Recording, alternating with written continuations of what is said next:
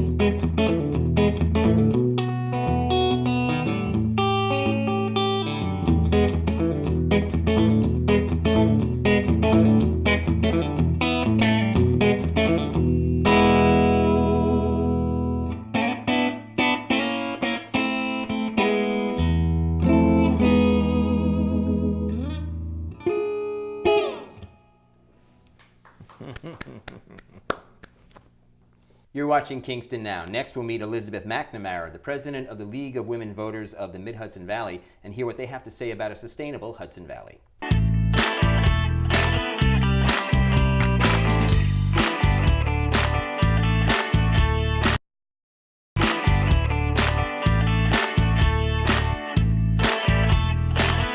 Welcome back to Kingston Now. The League of Women Voters is a nonpartisan political organization encouraging the informed and active participation of citizens in government, and it influences public policy through education and advocacy. Here to tell us how is Dare Thompson, the president of the Mid-Hudson region of the League of Women Voters. Hi, Dare. How are you? Hi, just fine, thanks. Now, I lifted that statement from the national website of the League of Women Voters, but you said you helped write that passage. I was on the long-range planning committee for the League some 30 years ago when all organizations were starting to face the membership decline with the women's movement. Back in the 80s, the women's movement was really having an impact, and the League was feeling it very strongly. And so there was a long-range planning process that went on for 2 years, and part of it was writing that statement. And so every time I hear it, I'm really proud. And all of us have to have that in our bylaws. I mean, that belongs to every local league and state league and the national league. Now, when people think of the League of, or hear the League of Women Voters, they think, oh, it must be a debate. But you guys are much more than that, as evidenced by that passage that we just read. Right. Tell me about that. We grew out of the women's suffrage movement. There were two big organizations. One of them said, when we get the vote, we're going to become the League of Women Voters, and we will get women involved. And that was almost 100 years ago. I think it's 94 now. And so all this time, they've been educating women in the political process. And back when I was on that committee, I said, you know, we're 65 years old at the time we were. And I said, maybe we should just think about going out with a bang. You know, we've done our job, we were going to retire. But now I look at all we've done in the years since then and thought, no, we continue to serve a really important purpose in the communities I've been in. And I would be careful too, because the way some of the political process is working with things going backwards, you don't want to lose the right to vote. we're holding it all together. Right. I mean, it feels that way. We're sometimes the only group at the county office building watching the meetings. We serve Dutchess as well as Ulster County. I live in Ulster, but I was over at Dutchess watching the redistricting process, and even the Poughkeepsie Journal, which is an excellent paper, really in these times, a very fine paper, was not there. They had lost their reporter, and I was the only person saying, "Wait a minute, you can't do this. You're not paying attention to the voters." And so tell me how the League of Women Voters gets involved with sustainability in the Mid-Hudson region. Right from the beginning, we started to take positions on various issues, and some of them were kind of obvious, like child welfare and child labor laws and things like that, that women would have been interested in. But right away, pretty sophisticated too, international relations and so on. So we have just always had a very broad agenda. We're a very early environmentalist organization. Back in the 30s and 40s, we were worrying about the environment. We've taken on too much, probably. It exhausts us sometimes because social policy, as I said, international, environmental, we're kind of all over the waterfront. And most leagues just decide, okay, we'll work on this or that. We can't do it all. We're best known for good government issues. We're kind of always there on those issues. But these others are very important to us. We're also interested in regional planning. You can't just worry about your town or your state or your county or even your state. You've got to worry about how all these things fit together. Rivers do not care when they cross over a line. So sustainability planning is really important to us. Planning of all kinds. And you've got an event coming up on the 17th of September at the Esopus Public Library? Yes. Tell me about that. This is so league-like. Because the Hudson Valley Regional Council, Patricia Pomeroy heads that up right now. She's fairly new in that position. And she's going to be speaking. And it's not just the council, but lots of volunteers feeding into this who are interested in certain topics. They had lots of groups and discussions and so on, and all led into this plan. And she will be talking about it. It's now on paper. It's many pages, a couple hundred, 232 or something like that. I can't remember. It's on a wide range of topics. Some topics are covered better than others, but these groups have come up with what they think needs to be done long term to sustain the life that we have here. And I think everybody understands that this is a particularly precious region to the whole country. Indeed. And just incredible resources. And I think there is that kind of loving spirit that a lot of people feel toward this kind of planning. Well, the Esopus Public Library is a great place to have it because it's such a green building. They are geothermal heated and cooled. They have solar panels. So it's a really great landmark to say we can do this in other places through the Mid-Hudson region. Now, I'm surprised to find out, by the way, that the League of Women Voters isn't just women. You said your husband's been a member, right? I say to people our name is a lie, because it says voters and it makes people think, we just care about voting, and it says women. And the reason, and again, when I was on that committee 30 some years ago, heard a bunch of lawyers explaining why we can't change our name. And of course, part of it is marketing. That name is gold. Right. Apparently a survey was done recently. Sure, it's a and brand. We are trusted so much that we came out as much as my mother on the survey, and the person doing it said nobody comes out with as much as well trusted as my mother. But anyway, so we're stuck with that name. But men have been involved since the 70s as members. And it's important too to mention that because, like a lot of other organizations that do the kind of work you do, there is declining membership, and you need to remind people. We need everybody. Yeah, we so need everybody. And how does someone get involved in the League of Women Voters? Go to our website. That's the best way. They can also call the league number and they will get me because I carry the cell phone. It's 340-2003, like the year 2003, 340. And our website is lwvmidhudson.org. Thanks for coming by, dear. Okay, pleasure. This is Kingston Now. Next we POOK with the Percussion Orchestra of Kingston. Stay tuned.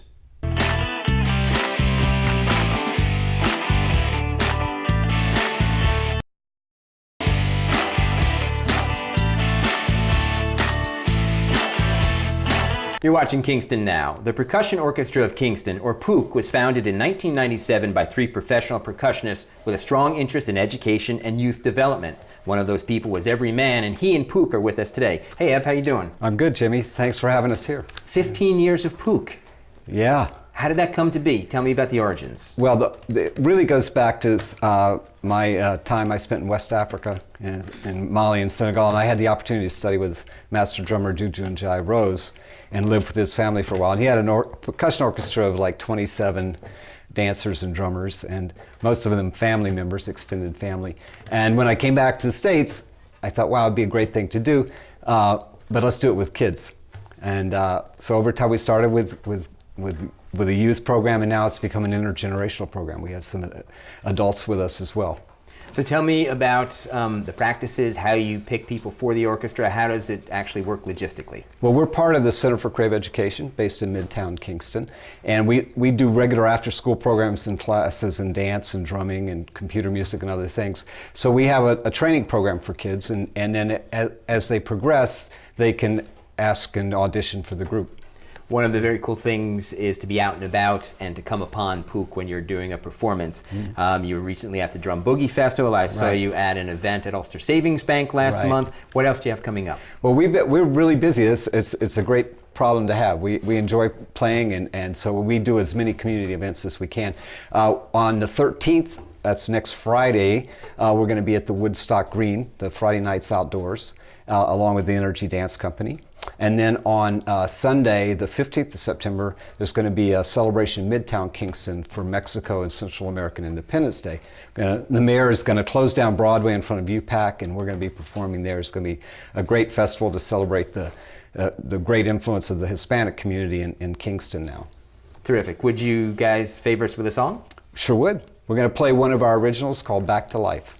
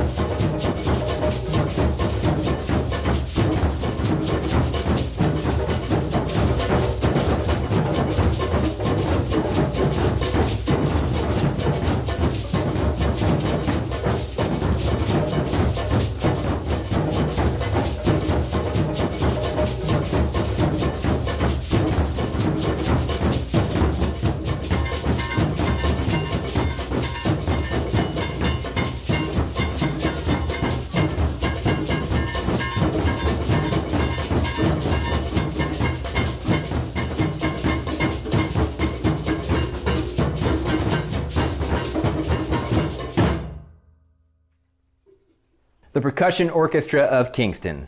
That's it for this week's show. Thanks to Jeff Kadlic. To find out more about Champtone Guitars, go to champtone.com. For more about the League of Women Voters and sustainability in the Hudson Valley, go to lwvmidhudson.org. And for more about POOK, go to cceforme.org.